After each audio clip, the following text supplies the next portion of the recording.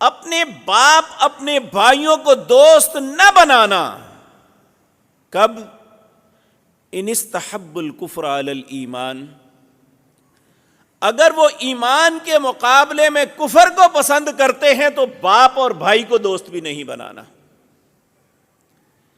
اگر ایسا کیا وَمَن يَتَوَلَّهُم مِّنكُمْ، جس نے اللہ کی بات کو قبول نہ کیا باوجود اس بات کے کہ باپ کفر کی طرف مائل ہے، بھائی کفر کی طرف مائل ہے، وہ ایمان اور اسلام سے زیادہ کفر کو پسند کرتا ہے، اس کے باوجود اگر ہم اس سے محبت کریں گے، اسے اپنا دوست بنائیں گے، اس کے ساتھ تعلق رکھیں گے، تو اللہ رب العزت فرماتے ہیں فَأُولَئِكَ هُمُ الظَّالِمُونَ، وہ شخص ظالموں میں چلا جائے گا.